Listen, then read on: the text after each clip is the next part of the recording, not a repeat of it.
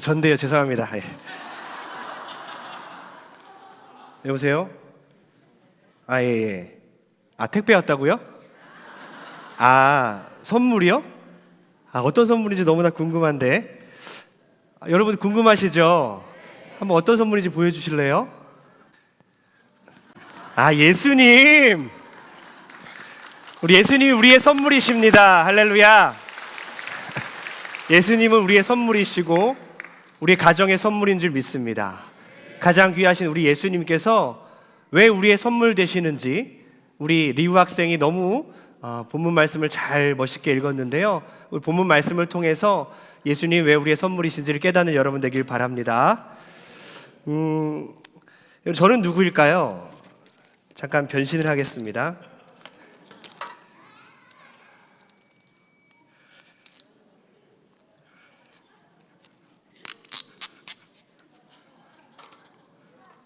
저는 누굴까요? 배가 나왔네. 제가 누구죠? 저는 이래봬도 간수장입니다. 다윗 아닙니다. 로마 시대 빌립보 성에 있는 감옥을 지키는 간수들의 대장 간수장입니다. 저는 간수장으로서 복무하고 있는데 어느 날 두 죄인이 들어왔어요. 그 두 죄인이 예수님을 전하다가 들어왔다고 해요. 온 성을 요란스럽게 하는 그 두 죄인이었습니다. 두 죄인이 매를 심하게 맞고 옷도 찢겨져 있었어요. 이렇게 말입니다. 너무나 두들겨 맞았지요. 저렇게 맞고 매 맞은 상태에서 감옥으로 들어왔습니다. 저는 이들이 참 살인으로 들어온 것도 아니고 폭력으로 들어온 것도 아니지만 이들이 성을 요란케 하고 또 로마 시대에 대항하는 자들이라는 그 생각에 이들을 또 지하 감옥의 상관들이 아주 깊은 내옥에 가두라고 해서 이들을 가두었습니다. 감옥에는 외옥과 내옥이 있는데 외옥은 햇빛이 들어오는 곳이지만 내옥은 햇빛도 들어오지 않고 습기가 많고 어둡고 캄캄하고 또 균들이 많아서 그곳에서 오래 있으면 병들어 죽는 그런 죄인들도 있었다는 거죠. 저는 이들을 내옥에 가두어 버렸습니다. 그런데 어떤 일이 일어난지 아십니까? 갑자기 이 두 죄수들이 찬양을 하기 시작했어요. 기도하기 시작했어요. 한밤중에 찬양하고 기도하는 거예요. 모든 간수들과 죄인들은 이 소리를 듣고 있었습니다. 물론 저는 잠을 자고 있었죠. 한번 찬양하는 모습을 볼까요? 이렇게 찬양하고 있었어요. 그렇게 찬양 소리가 들리는 가운데 저는 물론 잠을 청하고 있었죠. 그런데 갑자기 소리가 들렸습니다. 쾅쾅쾅쾅! 쾅쾅쾅쾅! 무슨 소리죠? 지진이 일어난 거예요. 지진이 막 일어나고 옥문들이 다 열리기 시작했습니다. 그리고 발에 차고 있던 착고들이 다 풀리기 시작했어요. 저는 비몽사몽간에 깜짝 놀랐습니다. 이게 뭔 일이지? 깜짝 놀라서 일어나 보니까 온 감옥이 다 문이 열려버렸어요. 착고도 다 풀려진 거예요. 큰일 났습니다. 저는 칼을 들었습니다. 왜죠? 죄인들이 다 달아났기 때문에 저는 제 목숨을 끊어야 했습니다.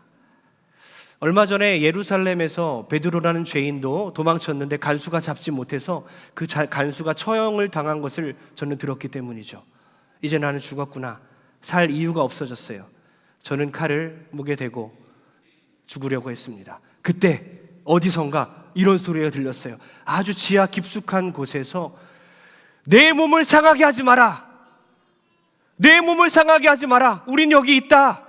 우린 도망가지 않았어요. 당신의 목숨을 끊지 마세요. 라는 큰 목소리가 들리는 거예요. 깜짝 놀랐습니다. 부하 간수들과 함께 빛에 의지해서 지하로 내려가기 시작했어요. 내려가서 딱 비추니까 어떤 일이 일어난지 아십니까? 두 명의 죄인, 바울과 실라라는 그 죄인이 도망가지 않고 그곳에 서 있는 거예요. 저는 너무나 두려웠습니다. 뭔가 사람으로 보이지 아니하고 신적인 존재가 함께하는 것 같았어요. 하나님의 존재라는 분에게 압도되어서 생전 처음 겪는 그런 감정을 겪었고 저는 무릎을 꿇을 수밖에 없었어요. 이렇게 말입니다. 그리고 저는 물었습니다. 제가 어떻게 하면 구원을 받을 수 있을까요? 제가 어떻게 하면 구원을 받을 수 있을까요? 그분은 이렇게 말했습니다. 주 예수를 믿으라. 그리하면 너와 내 집이 구원을 받으리라. 저는 선물을 받은 것 같았습니다. 제 목숨도 살았고, 그리고 저에게 구원도 줄 수 있다는 생각에 너무나 기뻤어요. 이 둘을 데리고 저는 상처받은 부위를 다 씻어주었고 약도 발라줬습니다. 이 두 분을 모시고 저는 집으로 데리고 갔습니다. 그리고 그곳에서 우리 식구들을 다 모았고 복음을 듣게 했어요. 우리 식구들은 다 예수님을 믿었습니다. 그리고 다 같이 식사 자리에서 식사를 하고 또 세례를 받고 모두 다 구원을 받게 되는 놀라운 은혜가 있었습니다. 모든 것이 하나님의 은혜였어요. 예수님이 우리의 선물이 되었고 우리 가정의 선물로 오셨습니다. 그 주님을 찬양합니다. 할렐루야. 모든 영광 하나님께 올려드립니다.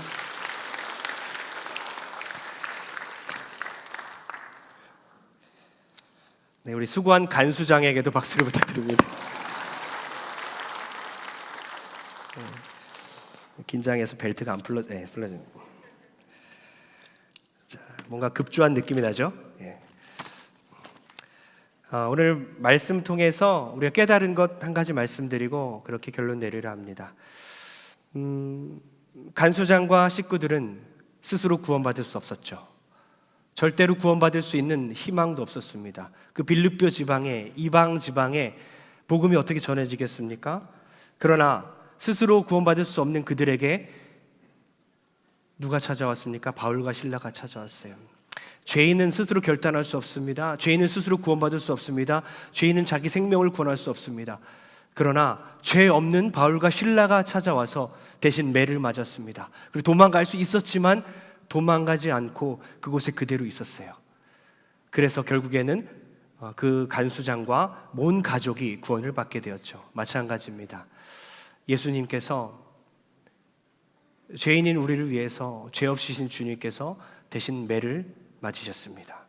그가 찔림은 우리의 허물을 인함이요 그가 상함은 우리의 죄악을 인함이라. 그가 징계를 받음으로 우리가 평화를 누리고 그가 채찍에 맞음으로 우리가 나음을 입었도다.